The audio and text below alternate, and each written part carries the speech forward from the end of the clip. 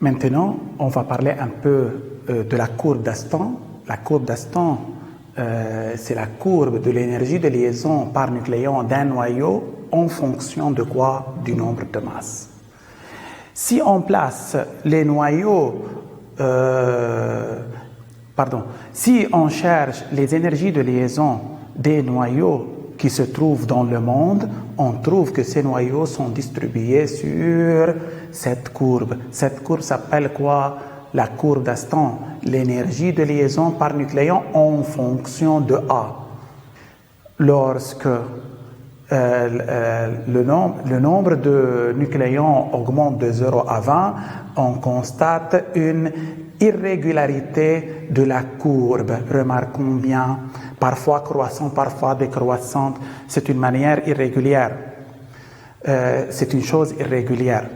Maintenant, lorsque, à partir de 20, lorsque le nombre de nucléons dépasse 20, on constate que la courbe est croissante, passe par un maximum lorsque le nombre de nucléons est 56, ça c'est pour le fer, puis décroît jusqu'à 7,6. Remarquons, je constate que la valeur maximale de l'énergie de liaison par nucléon et où la plus grande valeur énergie de liaison par nucléon, c'est 8,7. C'est 8,7. L'énergie de liaison par nucléon ne doit pas dépasser 8,7. Lorsque A passe de 20 à 56, je constate une croissance de l'énergie de liaison par nucléon. Donc, on passe d'un noyau à un autre plus stable. Puis, on constate que la courbe décroît. Donc, on va passer d'un noyau à un autre moins stable.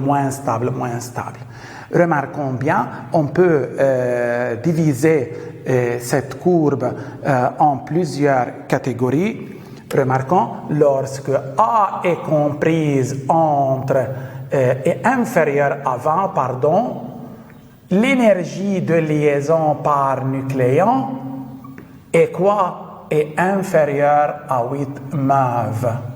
Si A est compris entre 20 et 56, l'énergie de liaison par nucléon est croissante, mais croît de 8 à 8,7 MeV. Elle est plus grande que 8 MeV. Maintenant, 20. Lorsque A est compris entre 56 et 190, l'énergie de liaison par nucléon décroît de 8,7 MeV à combien? À 8 MeV. On constate que l'énergie de liaison par nucléon des noyaux dont le nombre de masses entre 20 et 190 sont compris entre 8 et 8,7 mégaélectronvolts. 8 et 8,7 mégaélectronvolts. Maintenant, lorsque A est supérieur à 190, l'énergie de liaison reste décroissante, mais de 8 à combien? À 7,66 mégaélectronvolts. Lorsque A est compris entre 20 et 190, les énergies de liaison sont supérieures à 8 mégaélectronvolts et ne dépassent pas 8,7 mégaélectronvolts. À l'extérieur de ce domaine, les énergies de liaison par nucléon sont inférieures à 8 mégaélectronvolts. Maintenant, la vallée de stabilité ou le diagramme de Segre. Le diagramme de Segre, c'est le graphique de n en fonction de z, nombre de neutrons en fonction de z. Dans ce repère, on place les noyaux selon leur nombre n et leur nombre Z.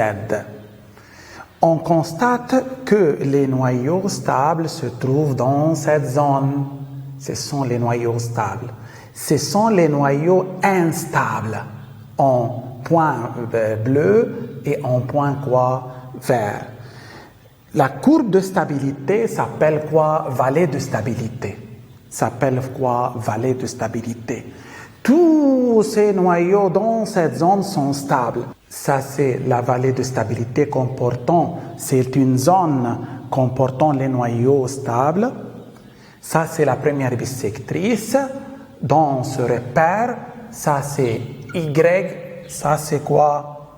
Ça, c'est X. La première bissectrice a pour équation Y égale X, donc N égale à Z.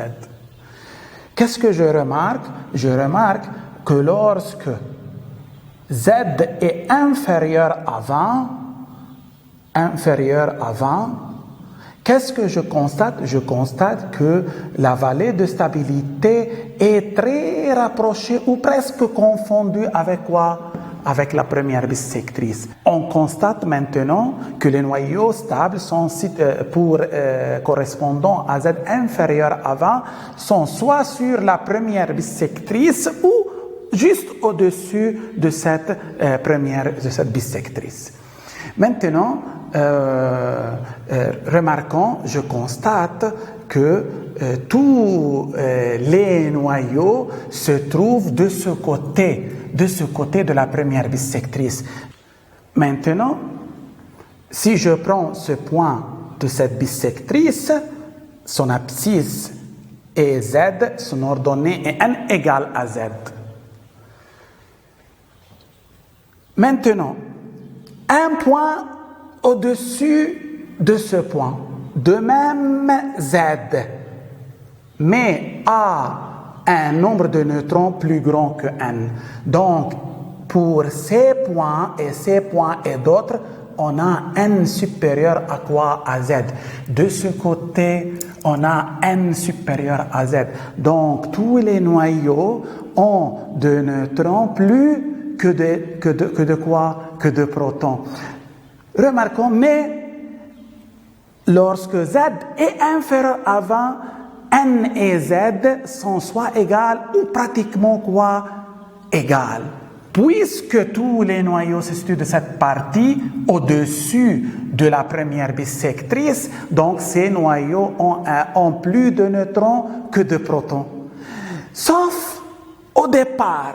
C'est-à-dire, lorsque Z est inférieur à 20, le nombre de protons est égal au nombre de neutrons ou le nombre de neutrons est légèrement supérieur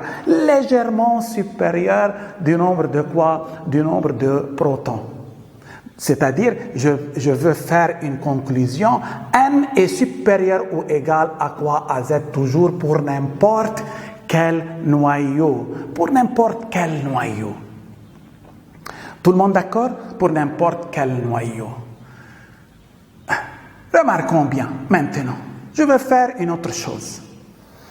Si je prends par exemple cette droite perpendiculaire à la première bissectrice, cette droite. Quelle est l'équation d'une droite perpendiculaire à la première bissectrice? C'est Y égale moins X plus B. Plus B. Y égale moins X, pourquoi? Perpendiculaire. La pente de cette bissectrice, c'est 1. La pente de sa perpendiculaire, c'est moins 1. Y égale moins X plus B. C'est-à-dire, Y plus X égale B. Mais remarquons bien ici. Y, c'est N, plus X, c'est Z, égale B. B, c'est quoi? C'est A. Donc, remarquons bien. A, remarquons, B est une constante. A est une quoi? Est une constante. Sur une même droite, toujours la somme des coordonnées d'un point est la même. C'est la même valeur, c'est la même constante. Par exemple, si je prends ici, la somme de l'ordonnée et l'abscisse de ce point égale, par exemple, 40. Si la somme de l'abscisse de l'ordonnée de ce point est 40, alors la somme de l'abscisse et de l'ordonnée de ce point est 40. La somme de l'ordonnée et de l'abscisse de ce point est 40. La somme de l'ordonnée et de l'abscisse de ce point est 40. De la même manière, si je prends une autre droite perpendiculaire, si la somme des coordonnées de ce point égale par exemple à 100, la somme des coordonnées de ce point est aussi égale à 100, égale à 100. C'est-à-dire toujours n plus z égale à combien? Égale à 100. Ici toujours n plus z égale à combien? Égale à 40. Maintenant, tous ces points, remarquons, ce point a pour nombre de masse égal à 40 par exemple.